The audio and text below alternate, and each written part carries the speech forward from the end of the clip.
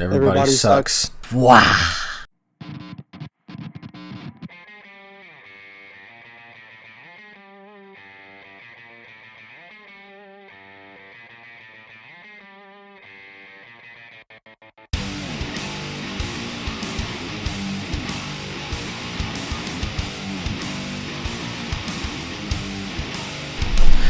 Tyler. Sean. What's up? I'm trying to hydrate myself. I'm doing the same. Sounds like you and I are drinking the same thing. I already chugged. I've been awake longer than you, I would imagine, because I've been awake for 2.5 hours at this point. Oh, yeah. No, I've not been awake that long. Yeah, I already had a coffee, and now I'm having water and contemplating all of my life decisions. Mm-hmm. See, normally I would say we typically get up around the same time on these days, but this time that is not the case because I've been awake for 20 minutes. Yeah, today I was apparently snoring aggressively last night, and Ellie kept waking me up being like, roll over so you're not snoring, and I'm just like, I'm just going to get up. And then Arlie woke up, so then I had the baby. So me and the baby have just been downstairs for like 2 hours. But neither here nor there. See, I am extraordinarily lucky in having found the woman that I did, or it's either my specific woman or I'm lucky one way or the other. Either that I found the woman that I did, or I'm lucky that I am made the way that I am, which is a strange way, and I'm not sure which it is because I'm not sure if the weirdness of this is on her end or my end. But she has said multiple times in the past that she likes my snoring because it sounds like a white noise machine and it puts her to sleep. And having met both of you, in answer to your earlier question of I don't know if it's this or this, the answer is yes. I'm a strange snorer and she's a strange woman? Yes, very much. I mean that in only the positive ways, but Brooke is a strange woman. That is true. Not like in the biblical sense, but...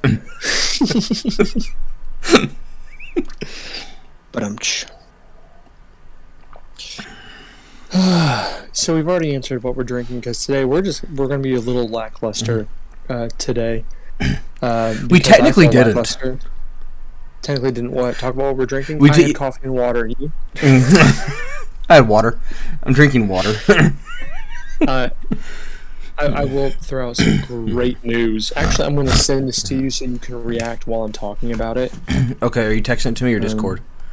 I'm going to text it to you. Okay. So I found this today while I was sitting on my couch waiting to wake up. And as Sean reacts to it, it is someone who's 3D printed the obelisks, the marker from Dead Space. Oh, this is fantastically great. They look amazing. And especially there's ones that just have like the different...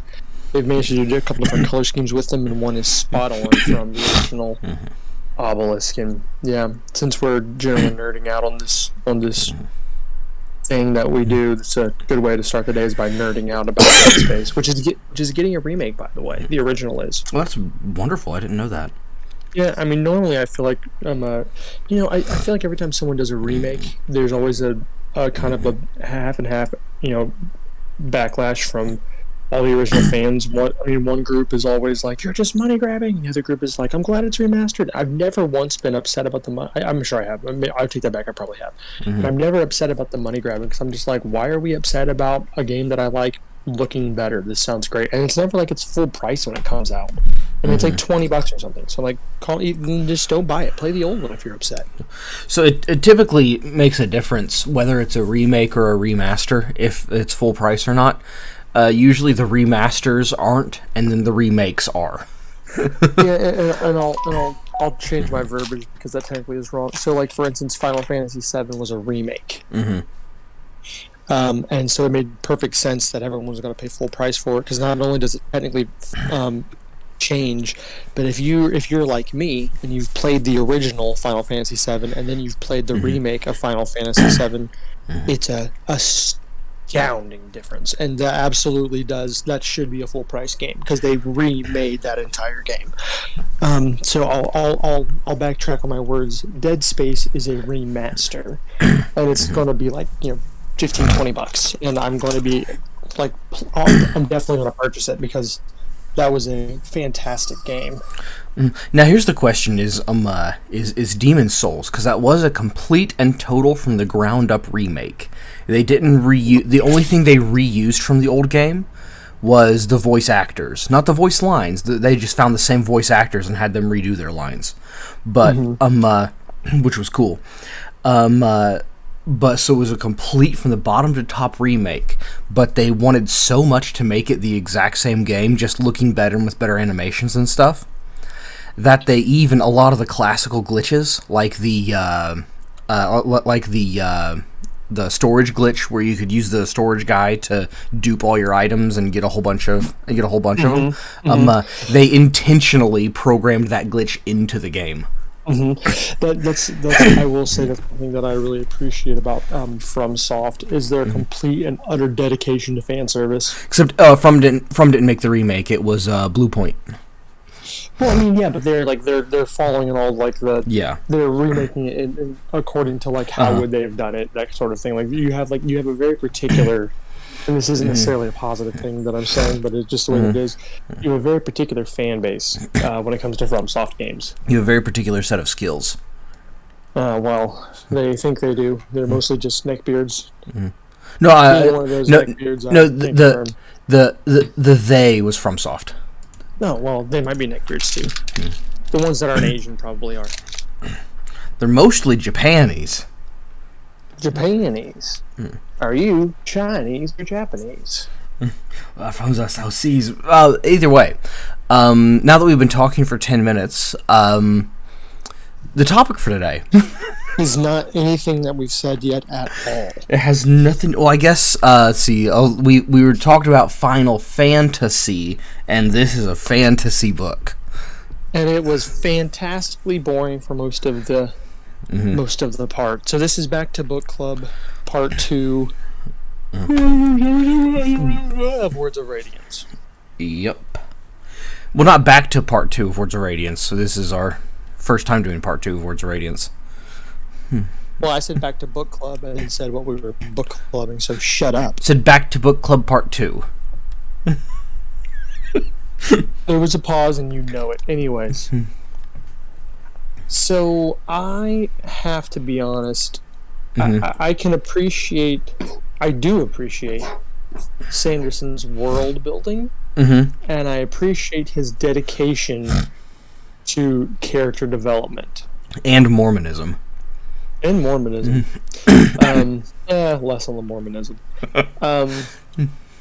But I borderline struggled through the beginning of this, and it's fine. I get it. He has to do all these things. It's what's going to make the book better throughout, and it's what makes the ending to this part it's what gives it the weight that it actually has.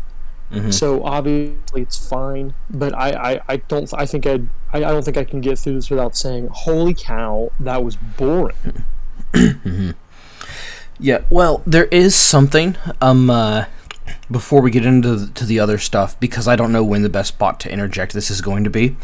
I found some of the deepest lore that it's so deep that, like, Sanderson, of course, wrote the lore, but it doesn't all involve Roshar, and so a huge chunk of this you wouldn't even find out by reading the Stormlight Archive. You'd glean it from reading some of his other books within the Cosmere, and he may have like a Cosmere lore book, and if so, I want it. But it's some very interesting stuff, because I'd said to you that I had the deepest lore. Did you happen to look up any deep lore after I said that?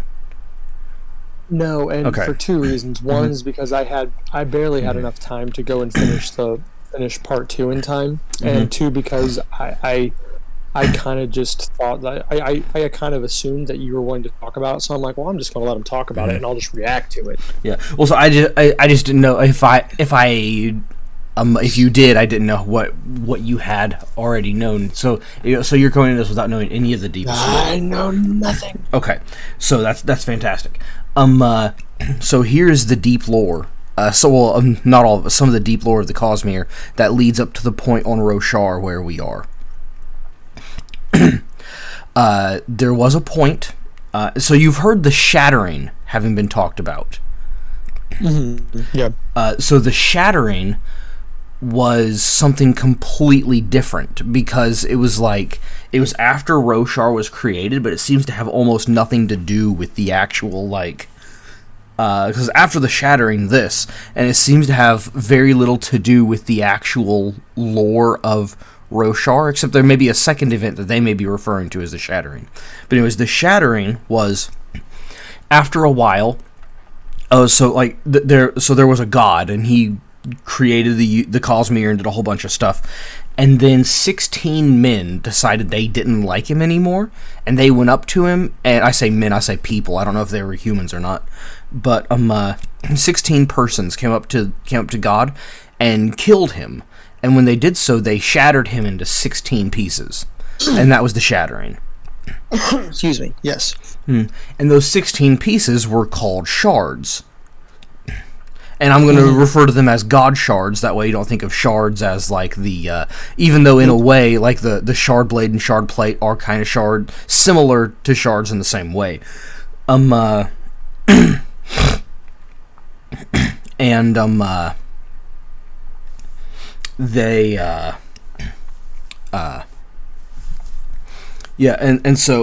those shards, spread out and went to different places. And then, 2 of the shards went to Roshar, and those 2 shards were honor and cultivation. And then Odium was another shard, and he decided that he enjoyed killing other shards. So he went and he killed 3 shards on various other planets, and then he went to Roshar. And from what I could tell from the lore, he went to Roshar to kill cultivation.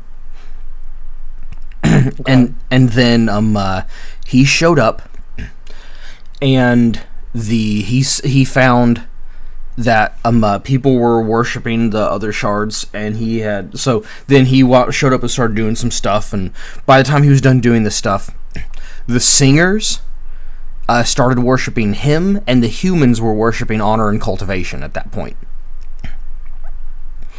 And so then, and so now he's like, okay, now I'm gonna kill cultivation. And Honor was like heck you are. And Honor and Odium went to war. And and the name that I don't know what name the humans had for cultivation, but the name the humans had for Honor was the Almighty. Solid. Mm-hmm. That's a great name. And because this all came from the reason I started looking at this lore, by the way, is a line that Syl had in chapter 16 when she said, "I am a god, a little tiny piece of one anyway." A little tiny piece of one, anyways. You you may now bow to me. Keep going. I'm sorry. I remember for once. I remember a line. Mm-hmm. Yeah, but and so I was like, yeah, let's exactly figure this out.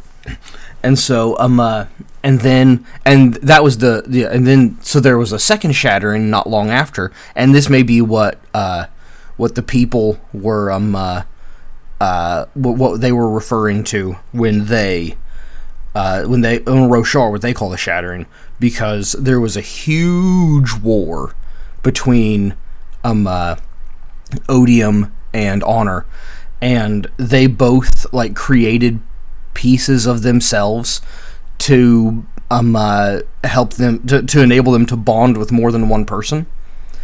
And the people that Odium bonded with were called the Fused, and the people that Honor bonded with were called the crap, I forgot it all of a sudden. Just like that. Just like that. Just like that. Yeah, I had the word in my head, and then I forgot the name of the group in my head. Now they're gone. The Heralds. Whew. Wow. Yeah. And then there was this big war, and then they yeah,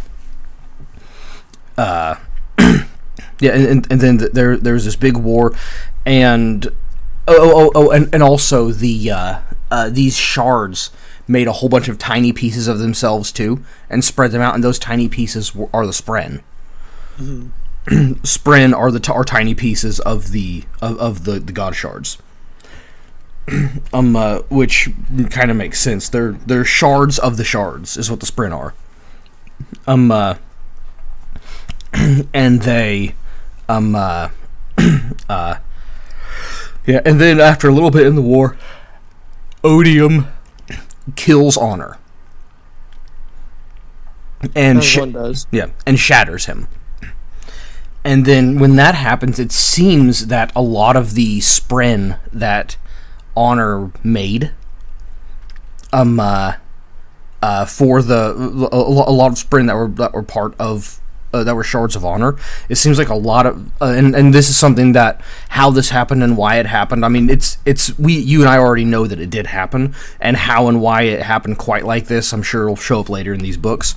But when Honor was killed, a lot of the spren that he had made, those died too, which would make sense then why the Knights Radiant abandoned their armor and swords then, was because, and I think I now no longer think that the Knights Radiant betrayed anyone, because I think that they were just they had formed a bond with their spren that gave them their I guess somehow the armor, I guess, wasn't shard plate isn't a spren.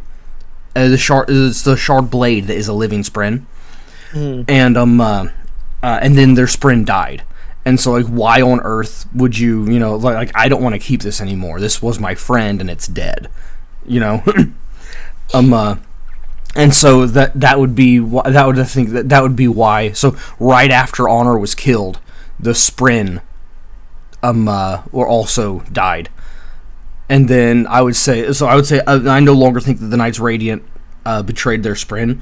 I think that it was when Honor was killed that they're like, yeah, I don't want anything to do with this anymore. But that's just a guess, though. I really don't know. And then, but some of the pieces of Honor were larger than others, and one piece of him was huge. If I would take a guess, I'd say most of Honor was left in one piece. And that one piece is the Stormfather.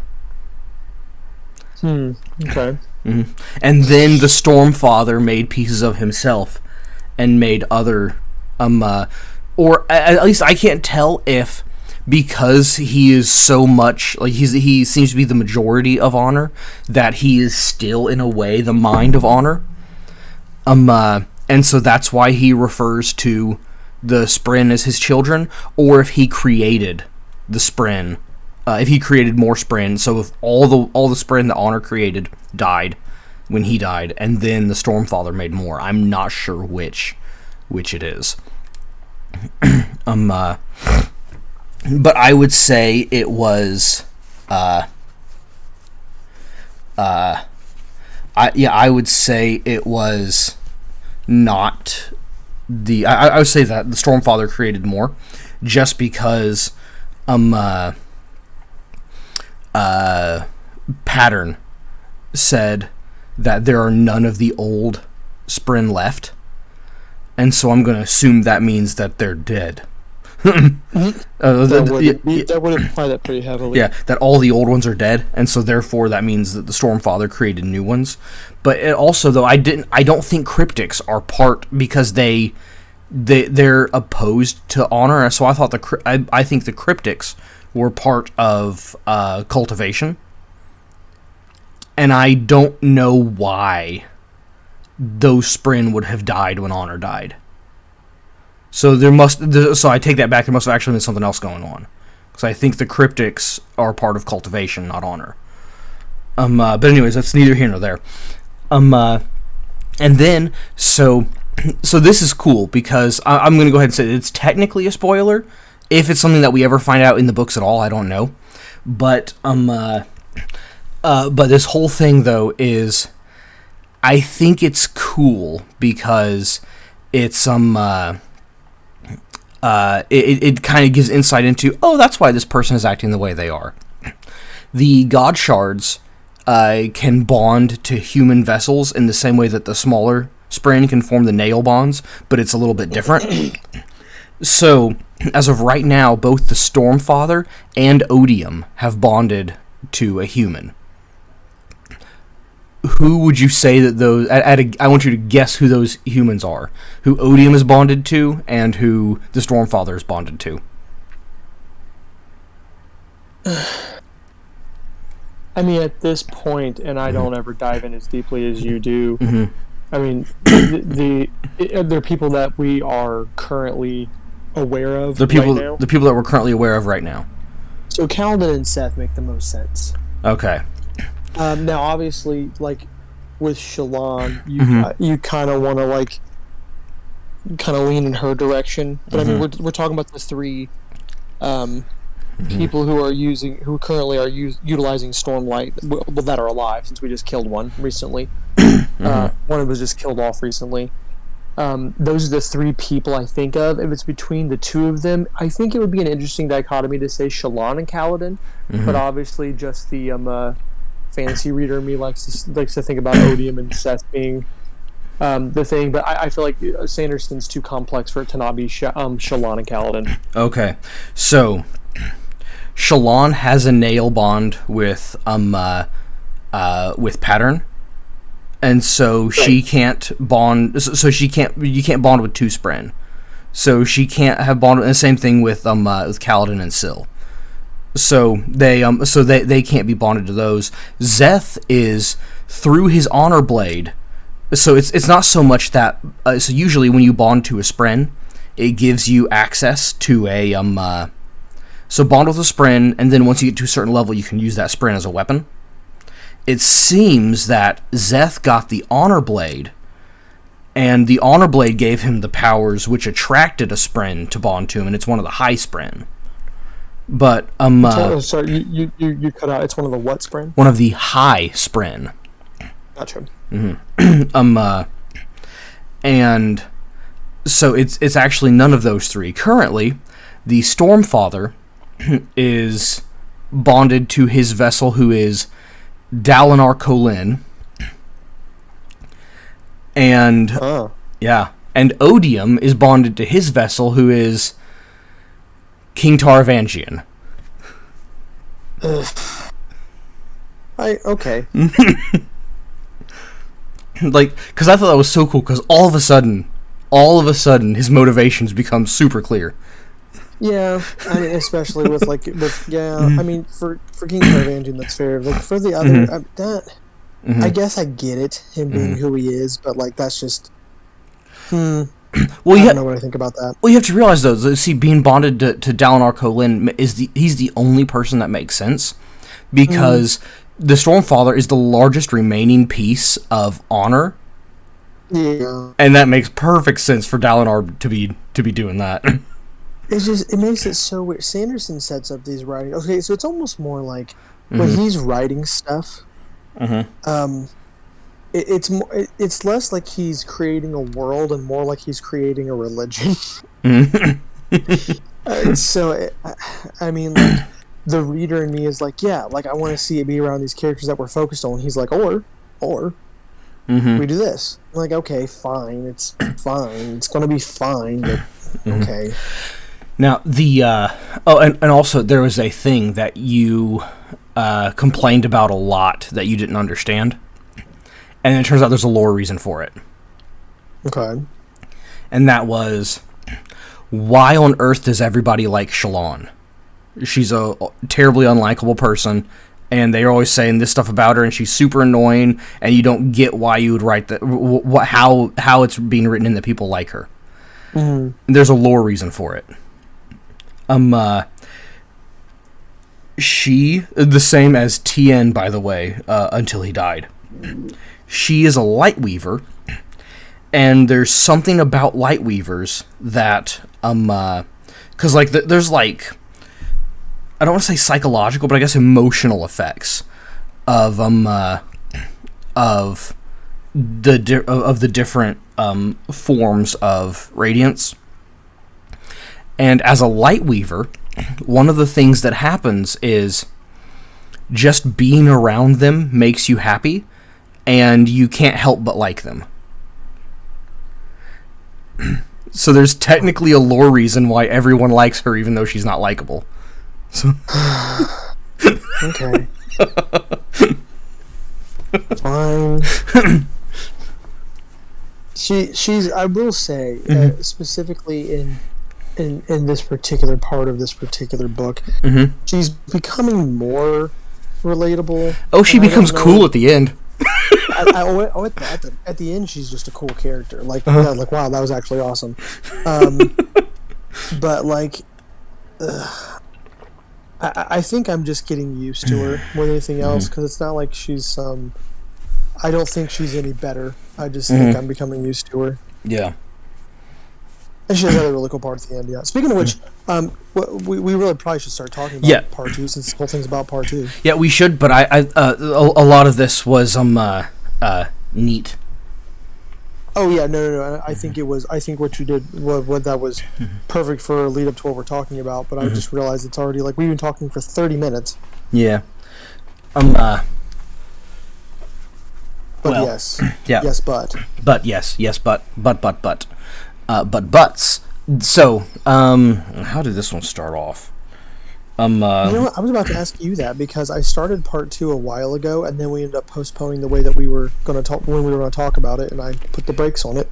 I don't remember where it started. I need to go back. I know what page it starts on, 237, but. Oh, well done. Yeah. Let's see. A burger bader.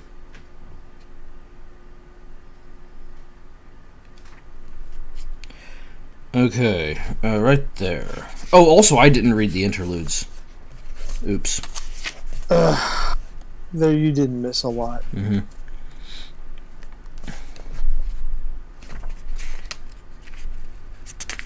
Okay, so here we go. Looking that up, I will mention the interludes essentially go over these Parshendi type characters that are. The way that they talk about the books, they're technically not Parshendi. It goes over a lot of their interactions, which is the worst part of the book. It's essentially just trying to humanize the leaders of the high versions of the Parshendi, and it's trying to make sense of the way that they do their sing-songy thing that seems to unite them in battle and everything. It kind of explains that a little bit and explains what they're trying to do.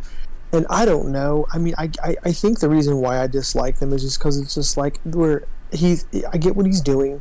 I'm cool with it. He's a great writer, but it's so much exposition on who we are currently looking at as being the bad guys, and I just don't care. I probably will later, but as of right now, I will just give my current thoughts. I don't care. Continue. Yeah, I would have liked the bits of. I would have liked if the bits of the. That we're talking about the singers, if they were like super condensed and have like have like a sub note at the end or beginning of each chapter, and saying like, she went here to find her sister, and she said, "Hey sister, this and this and this." Like the bit about her mom having dementia. I mean that all that does is humanize the Parshendi, and I don't care about that. I don't care a lick about that. Me either. And it was just like, it was boring. It was boring to go over that, and whatever. It wasn't necessary. I don't see a way you're gonna make it necessary, so I just cannot possibly be bothered to care. Yeah, but like to have just a little bit at the end of each chapter, say, "Hey, go. You're my sister. Blah blah blah blah blah blah blah blah blah. You're the researcher. Okay, cool." And then leave. And then next saying, "Hey, I'm gonna go find out Stormform." Okay, cool. Hey, you shouldn't have done that. I wanted to do that. Whatever. You know. Hey, now that we're talking about it, let's not do it. What? Really? Now we'll do it. Nah, bruh. Yeah, not a fan. Continue. Yeah. But, okay, so yeah, so we start off with, Oh, I remember reading this part. This starts off with Shalon trying to make friends with Bluth. And it would have been much more interesting if she tried to make friends with Blythe. Yeah. Oh man, so boring. Okay, so essentially Yasna's dead. Yeah, Yasna is dead. she was deed. I don't think she is though. Oh no, me either. But I mean, that's what we're talking about. We basically have Shalon trying to survive in this big wide world, and she's doing all of the. She's learning kind of how to talk to Pattern and learning how to talk to these people and trying to con these people into taking her places and making promises that we're just going to see build-ups to how she can't keep them. It's awful, and she's an awful character, and she better get interesting soon. Spoiler alert, she does. But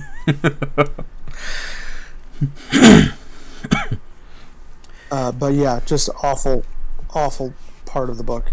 I can't stand her, and I realize we had to describe how she got where she got, but I can't be bothered to care about this character. Yeah, so let's just keep with Shalon's story and do Shalon's section in part 2 from beginning to end here. Just focus on Shalon and then swing back over. Okay, that makes sense. Yeah, so we got so we have Shalon, and so she's there and she's talking to Bluth, and she realizes that Bluth is boring. But she wants to talk to him anyway, which, I mean, good on her, trying to encourage conversation from the boring man. And then so she's talking, then he's whatever, and then you can tell that he likes her, like he doesn't that he doesn't dislike her. He just doesn't want to talk. Which again probably goes back to that Lightweaver thing. And she So she's talking, and then she eventually, she realizes that she doesn't have anything to draw, and so she draws Bluth, and she draws him as a cool guy. Which is worth mentioning. She's drawing everything because she lost all of her drawings, and she's big sad about it. Mm-hmm. Yeah, and then she because they're all gone. Poof. Patooey. And there they weren't. Mm-hmm. Great reference. That was for you. Mm-hmm. But he or she, there we go. Yeah, wrong person. So she draws Bluth, and she draws him as a soldier, and then he steals the picture when she's not looking, because he enjoyed being a soldier, which, I mean, it was never stated, and I think it may have been supposed to be subtle, but it wasn't. Obviously, Bluth was a deserter. He was once in someone's army, we don't know whose, and he left. Although since it seems like most of the deserters come from Sadius's camp, I think it's fair to say maybe he did too. Well, he is awful. Yeah.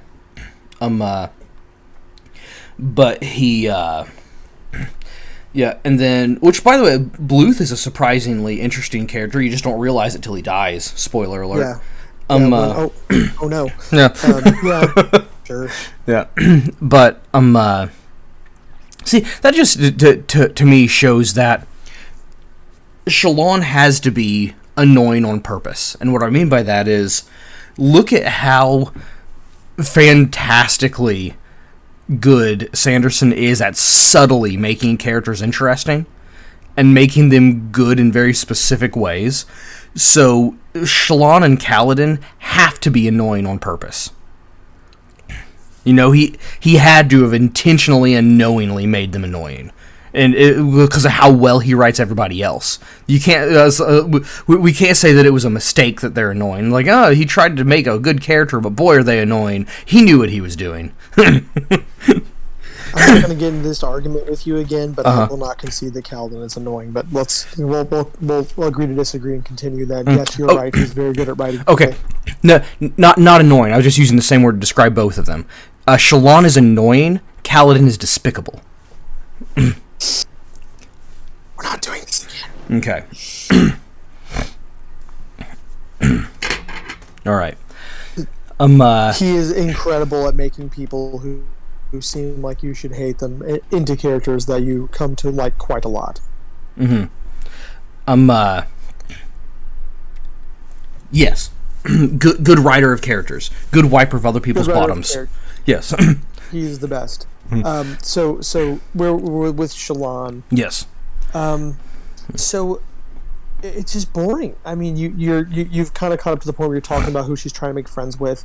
She's on this caravan.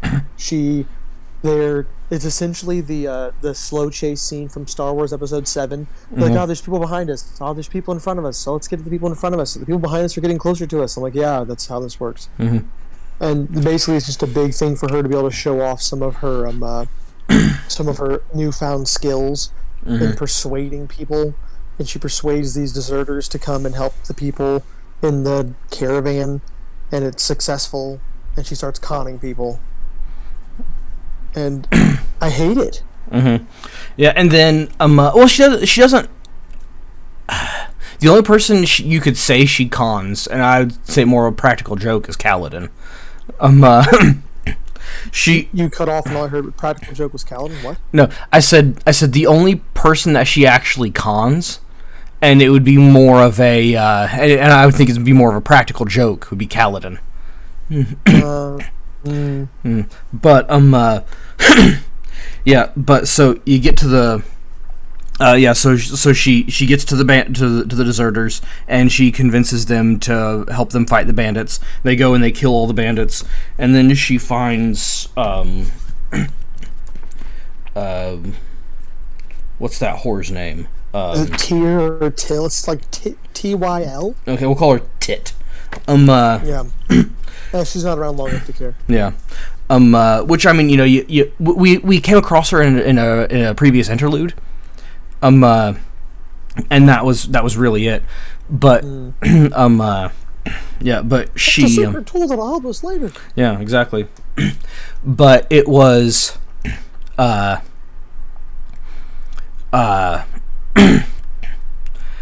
but it was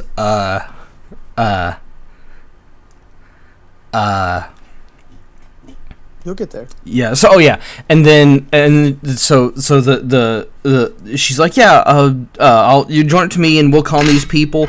And she's like, I'm not a con artist. I'm not going to con the people. She'll say, yes, you are, because remember, you can't survive unless you do terrible things, and you've never done anything terrible, stupid girl. And she's like, yeah, besides kill my family. Besides murder my whole family. Chuckle, chuckle, chuckle. Yeah. If you don't count that, I've lived a cozy life. I'm pretty straight-laced up other than that point. Other than that, did you enjoy the play, Mrs. Lincoln? Other than that, bastard. But, and so she, and then she's like, well, you have to con people. And then the people on the other end are in perfect comedic timing. Said, oh, by the way, have you heard about a girl called Shalon? She's like, what? No. What? And then so you wouldn't happen to be attached to anyone called Yasna, would you? Who's that? Well, I killed her. And so and now the girl wants to fight and kill Shalon. And she goes, By the way, we glossed over that point. Tit tried to kill. Tit is the one who has, for all intents and purposes, you heard me, killed Yasna. Yep. Absolutely true. And then probably gonna still be dead. Yeah. By the way, we don't have a spoiler on that. We just don't think she's dead. Yeah. No, I have no idea. It just was too. It's way too sudden. Yeah, it didn't make a whole lot of sense. Yeah, that was too abrupt to kill off one of the biggest bamps we have in the series so far. That's just lame. So she's not dead. I'll die on this hill. Continue. Yeah, I've read books that would have done that, but this isn't one of them. Yeah. Yes. But well, so we will die on this hill until and unless we read further and find out she is dead. And we'll be dead with her on the hill. Yes. The same hill. But I hope so. And then Shalon has one of my personal favorite call an ambulance, but not for me moments. Call an ambulance. Because that meme with a char blade now. yeah, because she's holding her hand out, screaming, "Help! Help! Help me! Help me!" And then summons the shard blade with it already in the girl's chest. Like, by the way, JK, I didn't really need that help. Like, help me! Help me! I'm kidding. JK. Doomslayer music intensifies. Yeah. And then she steps outside, and her men are there, and they had just killed some of the other girls' guards, and came up, and she goes, "Did you kill the guards? Yeah, good. I killed her. Come through here, get rid of this body, and look for any documents. I gotta sit down." Yeah, and they're like, "Why didn't you come help us?" and the guy said before, "You have a shard blade." Yeah. "And you came to us for help." Yeah. "But you could have killed all those guys." Yeah. Yeah. "And us." Yeah. Yeah, definitely. It's like the meeting of the Bias. Yeah. Yeah. Yeah. And they're just like, "You know what, whatever, dude. We'll go look for the documents." And so then again, a super cool direction for her character to go in, but man, she's so annoying. yeah. And if she stays the way that she currently is, she'll be one of the best characters. Yeah, yeah. Yeah, probably. But and so she yeah, and that's basically the end. I guess we skipped over. This was before she killed the girl because the other girl was with her when it happened. We glossed over. We made a joke about her playing a practical joke on Kaladin. Yeah. Backtrack. Yeah. So let's go back there. She pretends to be a horn eater, and while doing so, convinces Kaladin to give her his shoes. Yeah, which is kind of lame. Yeah. But I mean, like, okay. I mean, I guess it was like a power move, and because she's in the time frame, she's trying to become a con artist and is being directed on how to become a con artist by a con artist who killed her favorite person in the whole world at this point. Yeah, and so now they I'm going to say that the boots thing only worked because she's a light weaver. Because as much as Kaladin hates all light-eyed persons, and she is one. Hard-headed. Huh? The most hard-headed character. So, yeah, like he absolutely would not have gone along with it if she wasn't a light weaver. I guarantee it. I can only imagine that Cell had something to do with that. Like, we don't really get to see it from his point of view the same way, since we're looking at it more from her. So I can only assume that kind of played into that. Yeah. But Syl was like, "Just do it." Give her the fun boots. But yeah, that was just speculation. It doesn't matter. Yeah. Oh, and also, by the way, the way that Kaladin is, so no matter what, Dalinar Kholin will always be my favorite character in this book. He's the best. He's fantastic. He's great. Yeah, and by the way, that's how to write. I don't know. I don't know how to give advice beyond this, but if you want to know how to write a truly perfect, flawless character and still make it a good character, because they're usually not, just see how Sanderson wrote Dalinar, and that's how you do it. Yeah, there's just enough flaw, and the way that the flaw is written isn't like it's a character defect. It's like there are hindrances placed upon the character in these different ways that the character is in a constant state of willing himself to overcome. That makes him just like he's fantastic, and I feel like Sanderson's gonna kill him. And when I find out that he does, I'm driving to his house and I'm beating him over the head with his ridiculous book that he probably subscribes to, aka Book of Mormon. Anyways. Yeah. Now, and I will say this too. When I said he's a perfect character, not that he's without flaw. And I said flawless, and I didn't mean flawless. It's not perfectly written. Yeah, he's yeah. When I said perfect, I didn't mean something else. He's not without flaw. He is without. He is without vice, and perfectly virtuous. He's without reproach. Yes. But he but anyways, yeah. But I said all that to say this though, because we were talking about Kaladin.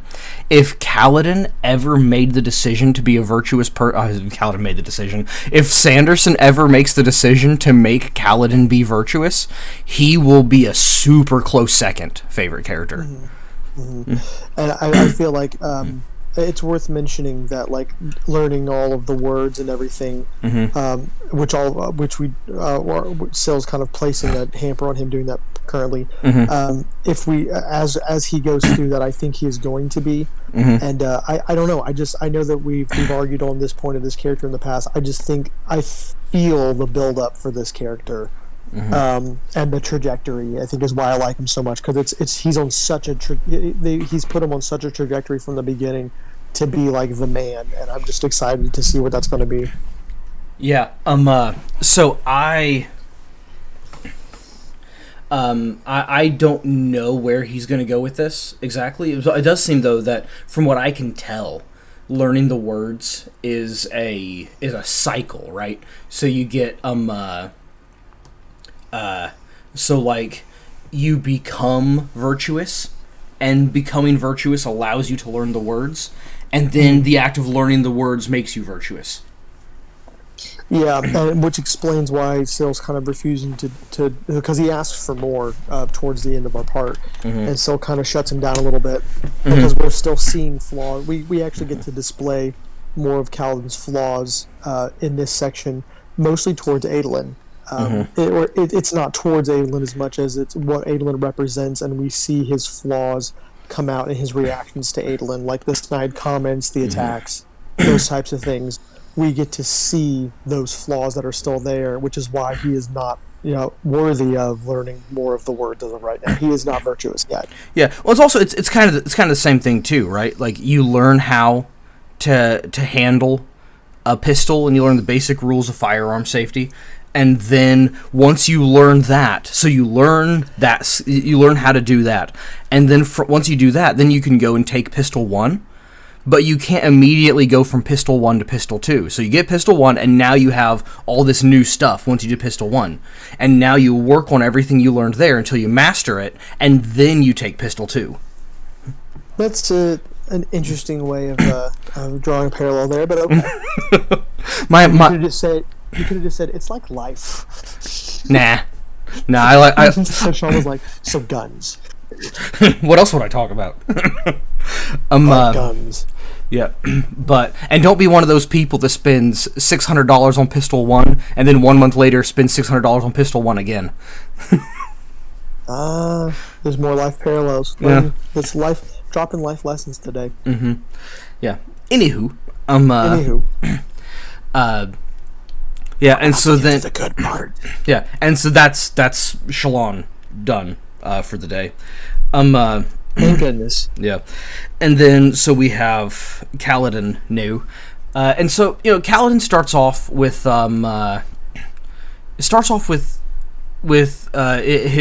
some of his early assignments in the guard duty. For the king and stuff, and they not early assignment, I guess early-ish assignments. He's already had several assignments, and that's where that's when Dalinar scratched on the walls and stuff. Yeah, and then so the attempted assassination on the king with the during the high storm was that allegedly. Yeah, allegedly. Was that was significantly later, right? That wasn't towards the beginning. It's at the 3/4 point. Yeah, because there really wasn't a whole lot.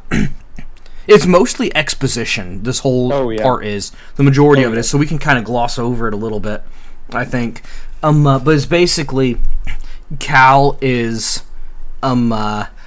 walking around, stewing, being a typical douche, being upset that Amaram's in the army, and then he's like, and then he's like, well, I can't, he said, well, I'm upset because Amaram's here, but I can't talk to Dalinar about it because he won't listen. And because he's just like the others, he's just like them, he'll get mad at me, and he won't listen. And then he goes to Dalinar and says, okay, Dalinar, I need to talk to you about Amaram. He's a prick.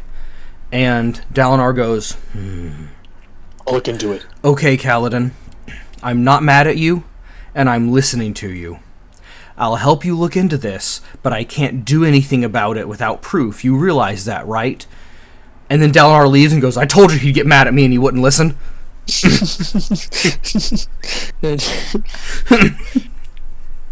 we do really get to, I will say, and you're going to fight me on this, but I think it's this thing worth saying. Mm-hmm. I think we actually see more character flaw in Kaladin, in my opinion, in this part than we do in the rest of the first book and first part of this book combined. But they're much smaller flaws, but it's more like the deep. For me, it feels more like the deep set flaws are like showing how it's actually shaped who he is once he's like a free man, able to do whatever he wants within reason, and able to have his own thoughts and processes. And we're like, okay, so it's not just the constant oppression that you were feeling that's making you react this way. So now you have a position and you have power, and you're still kind of whiny. Yeah, and that's so I actually will agree with you on that one, because he's less like openly and actively whiny on this one, and so he's not as annoying as he was in the previous bits, but it really shows how deep his flaw is, and so I'll agree with you on that. That's this is the big moment with the with the flaw. And also we have my favorite one of my favorite moments is Adolin's first duel. I was a huge in the Iron chapter called Iron Stance. I loved that moment. Like he goes full Doom guy. Like, you remember that scene from Raiders of the Lost Ark? So that's what this was. Yeah. So basically, people are like, okay, so we're gonna have a nice, clean duel full of finesse and flourishes, right? And Adolin goes, yep, that's what I'm gonna do. They say, okay, begin your nice, clean duel full of grace and flourishes and dexterity and finesse and all that smoothness. And Adolin goes, okay.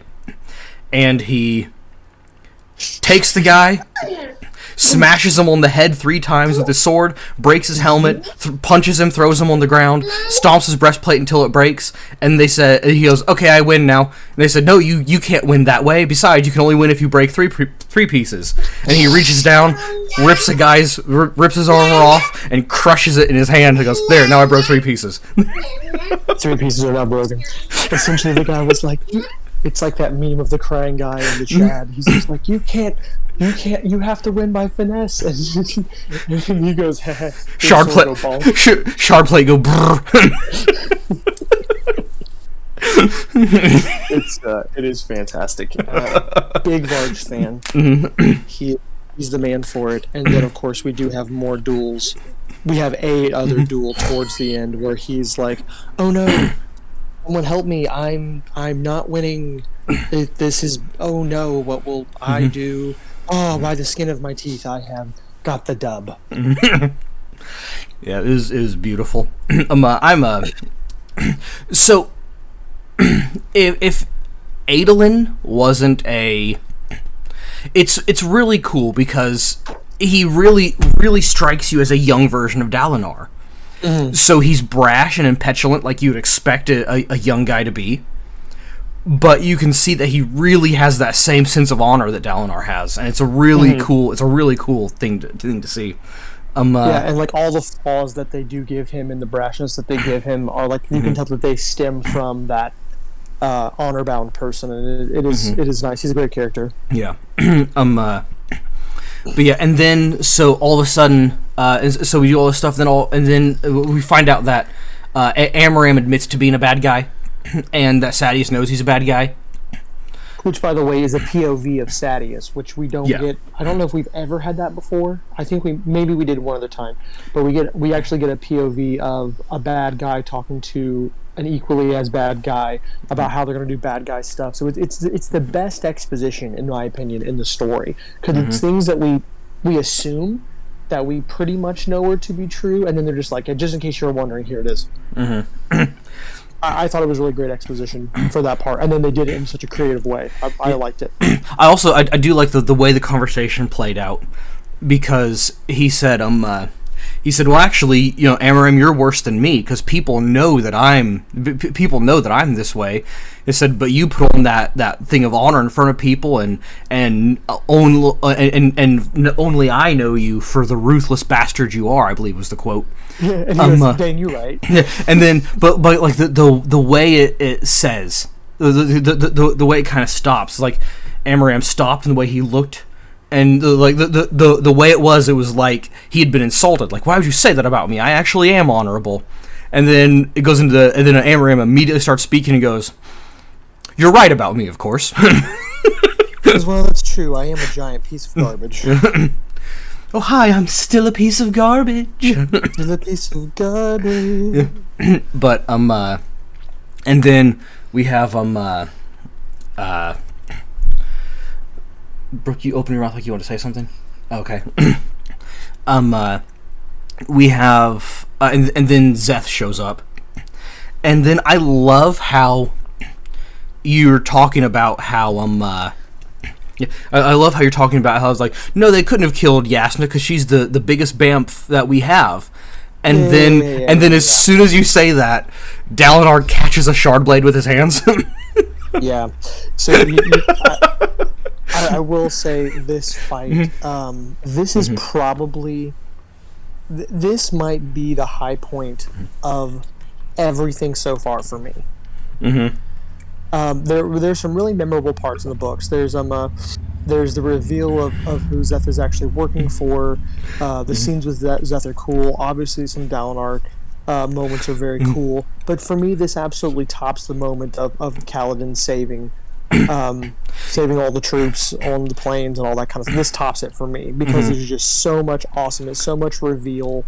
It's great. It's absolutely great. And then Kaladin starts to be virtuous. When he saves down, he doesn't, because he does everyone. He'll have a single virtuous act, and then I'm assuming they're going to get more and more common as time goes on. And then so he gets through there, and then he realizes that no one's going to be able to beat Zeth but him, and he probably can't, especially because his arm is dead. Because Zeth killed his arm. And by stabbing it with the shard blade. That's how it happened. And then so he tackles Zeth out the window, and they fall like 100 feet. And then, but they're both full of stormlight, and they jokes on Zeth for bringing so much stormlight with him. Yeah, and they fall down and they hit, and Zeth's like, "Oh, well, I know how I survived, but how did you survive?" And Kaladin goes, and grows his arm back, and Zeth goes, "Oh crap!" and runs away. And then so now Kaladin is, he's mostly dead. But he did survive, and he staggers back, and he slumps down in the chair, and everyone's there, and they go, "What happened?" And he goes, "I'm fine." So's he. And it's like, "Sorry, guys." Right. "Sorry, guys, he got away." And sorry for letting you down. And they're all like, "How are you alive?" So it's not important now. Don't worry about me. And also, I'm disappointed that you didn't get my reference. I must have missed it. The actual line is, "I'm fine." He's not. He's not. I got it the second time. That was a good movie. That's one of the greatest. So we have a moment where you really see that. I don't know if it's Kaladin starting to trust even more and wanting to tell Dalinar about how he survived, because you have a moment where he's like, he really wants to tell him, but he's clearly not going to tell him in front of these other people. Because he doesn't want everyone to know. But he's starting to think like, well, he deserves an explanation at this point. He's clearly skeptical because he watched him get stabbed by a shard blade, and as someone who's spent a lot of his life with a shard blade, he knows, yeah, you shouldn't be able to have an arm right now. That shouldn't be a thing. And even Adolin caught that. He's like, "No, I was mostly out. I think I was mostly dead, but I absolutely saw your arm get cut off." He's like, "I don't know what you're talking about. You must have been knocked out." Just like, well, I'm just, better than you. And that's the biggest problem right now. Also, when we say cut off, we mean it strictly in the spiritual sense. Yeah, his arm has been spiritually cut off from his body. But and then another thing, Elhokar makes the statement. You guys should do something. The exact wording. You guys should do something about the things I'm seeing over my shoulder. This is a minor spoiler. But because I don't think it's a spoiler to know that the things that he's seen over his shoulder are cryptics. Yeah. I think that was kind of like I think at this point with all that we know in the series, I do feel like it's whether or not it's a spoiler doesn't matter, because as soon as you hear that, you're like eyebrow raising, like what could that be? Oh, because I found this out when I was looking up the deepest lore, and there are a few things like that. Okay, so this is a tiny spoiler, but I'm gonna say it because it's just so cool, and it's not going to surprise anyone. It's not going to be like, oh man, you spoiled that. It's going to be, this is a thing that happened in the men's. Oh yeah, I get that. That makes sense. They are cryptics that one of them wants to form a nail bond with Elhokar. For some reason, they don't get to. And so he goes to form a nail bond with someone else. And he succeeds in forming a nail bond with that other person. And that other person is Hoid. See, yeah, that doesn't surprise anybody. Yeah, like, oh, that's cool. Okay, yeah, fine. No one would be in the tiniest. Yeah, no one would be in the tiniest bit surprised to learn that. Yeah, that's cool. Yeah, that's fine. Because also, I said Dalinar's my favorite character. It might be Hoid. I like Hoid a lot. You can call me Hoid. We are just going to keep saying Hoid, by the way. I mean, even if another reveal happens, Hoid is where I'm going for the rest of the time for this story. Well, not any question. That's the only name he's given us permission to call him. Well, he also alluded that isn't, like, he makes you feel like that's not his name, or makes you want to think that that's not his name. Either way, he's Hoid forever to me. Well, okay, so when I said it bonded with Hoid, that must be one of the main names. So one of the main names he goes by. Because the thing that I saw when it popped up said, like, so, because I clicked, because I was trying to learn, because I know that the Honor Spren are part of the Stormfather, and I was trying to figure out what Spren the Cryptics were part of, and I never got that confirmed, so my guess is still Cultivation. Yeah, but I guess Cultivation's not a Spren, she's a Shard, but whatever. Yeah. But also, I wonder if the rest of the huge Spren that are obviously Spren, but like they're not Shards, I wonder if those are the other larger pieces of honor when he was shattered. So like I said the Night Mother, the Spren that makes a deal with you and gives you a wish in exchange for a curse. Yeah, the thing that Dalinar did earlier that we still haven't quite learned everything about. I thought that was called the Night Mother. Is it the Night Mother? Because when I say Night Mother, my mind goes to the Elder Scrolls. It's close enough for me to know exactly what you meant as soon as you said it. Yeah, Nocturnal. And then also that huge water Spren that jumps out of the water. And makes magical water. Yeah. I imagine all those creatures are remnants of the Honor Shard, is my guess, but I don't know. Because where else would you get such huge Spren other than being huge shards of a god? Right. Yeah, it's acceptable. Yeah, but then also, in that though, they did when I was looking that up, when they said that this Spren bonded with Hoid, it actually said Hoid. Like this said, who is this Spren currently bonded with? Hoid. So, Hoid. So at least at the time of when that wiki was written, he still was going by Hoid. Yeah, and for the record, it's a little disappointing because that means that Hoid isn't God. Yeah. Which I would have loved. It's unfortunate. Yeah. It would have been great. He would have been a great type of character, but whatever. And we both had that guess. Yeah. We both guessed that he was. I would have enjoyed it, but whatever. It's still going to be. I have a feeling nowhere near done with that character, so we get to see some more interesting stuff from him. So we'll allow it for now. Yeah, but that makes it even more amazing knowing that Hoyt is that cool and he's just a dude. He's just so overly sarcastic, bro. Mm-hmm. Yeah, but the thing is, though, he's got to be more than that. I don't know. I don't know anything, but he's got to be more than just a dude, right? Because set him up that way if he's anything else. Yeah, and to see how he wasn't in the tiniest bit surprised when a herald showed up and died. He's like, "Oh, yep, that's one of the heralds, all right." Mm-hmm. He's like, check that out. Yeah. I didn't expect that to happen on a Tuesday. Okay. Yeah, and it was. There was, there's no reason why he could just be a dude. So I don't know. We'll have to see when the time comes. So all in all, overtly boring for the most part.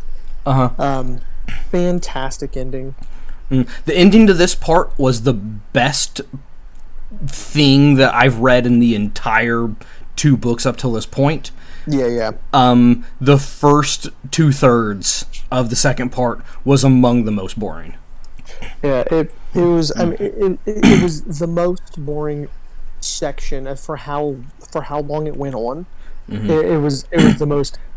Just like at one point, I was shocked at how bored I was. Just because I'm just like, this has been such a great series so far. Like, because even in the first book, you have like those sections of exposition, but you're still breaking up all that monotony with like, all right, we're gonna go fight a chasm beast. Oh, we're gonna go make sure we go get this thing over here. We're gonna go have a skirmish. There's gonna be some political intrigue. Now, just exposition as far as the eye can see for like freaking a couple hundred pages. That's an exaggeration, but still a lot. It's close to it. It's I think there's including the interludes. Yeah, including the interludes, there's 25 chapters in part 2. So, which, by the way, if these interludes don't, if the interludes for this section don't come together to something really impressive, I'm just going to be annoyed that I went through them. Because there's like this whole long section. Like, here's this lady. She figured out how to trade with these people who didn't want to trade with her. Hey, check it out. There's a big friggin' turtle. Remember that for something. I'm like, all right. Well, like, I guess I will. Tin, that's her name. Tin. Tin's interlude got wrapped up pretty nicely. And some other ones have. So, we'll let it be. Yeah. And technically, Zeph was interludes in the previous book, so. Oh, no, they weren't interludes. They were, whatever. Some of them have been good. These weren't. Yeah. I will say there's an interlude towards the end of the book. And I know it's and I know that it's really, really long because I looked at it on the audiobook, and most of these chapters are 20 to 30 minutes on the audiobook. Yeah. And this interlude is 50 minutes, so it's longer than nearly any chapter in the book. And it's an interlude, and I didn't skip ahead and listen to it, but it's towards the end, and it's an interlude for Taravangian. Ooh. Fantastic. Yeah, it's gonna be fun. But I just now pulled it up to look at it, and I see it, and I'm very cool. Yeah, but yeah, that's pretty much that part. We skipped talking about the interludes for one thing because the interludes are just that. They're interludes, right? So what I can tell, the interludes are there to get you, to introduce you to and spark up some interest in the characters who will be introduced as minor characters later, except as main characters like Ashenai, right? Ashenai she's gonna be a main. Well, she's already a main character. It just took her a long time to get there. Yeah. That is Ashenai, right? Ashenai is the singer. I think that name sounds right. Yeah. We actually do get an interaction at some point. And so technically all that build-up did give you the ability to not just see it as a total shock when Adolin comes in contact, and it makes it to where like, oh, this seems kind of human. Where did that come from? Well, it came from hours of listening to the interludes about them and finding out that this person's mom has dementia. That's how we know. So thanks, Sanderson, for giving us dementia. Yeah. Also, I want to say this. If Honor is the Almighty. Yeah, Honor is the Almighty, and then that's the baby. And then he's broken down into, like, so now he has one huge part, and that's the part of him that's really interacting with the world. And so now it was one guy. Now there's one part of him that's interacting with the world. And then, like, if this is supposed to be some sort of like some sort of like making parallels to real world religions, and so he's saying, like, okay, so honor is like God, but now there's only one form of him that's interacting with the world, and that's Jesus. And we have odium, and that's the devil. Because that's where my mind went when we started doing that. I was like, why are you trying to make false, not because it's not accurate, but strangely Christian parallels here? And then all of a sudden, these people that are, their god is odium, they're worshiping the devil. Then in that case, why is it these people all have Hebrew names? Or Hebrew sounding names. So now we have these guys are super bad guys with the Hebrew sounding names. He's obviously saying these guys are Jews. Thanks, Sanderson. Yeah, I think it's impossible not to make these parallels because, again, like I was talking about earlier, it's he's building a religion. Like you're talking about world building versus making a cult. I mean, like, Sanderson's making a religion. That's just what it feels like. Yeah. Which I guess it's neat to make a religion and then base the entire lore of your world around the so if you have a religion and it's based on the true acts of gods in your world, then that would be the basis for all the lore and magic and everything within that world. So I guess that's fair. It's very much the same thing as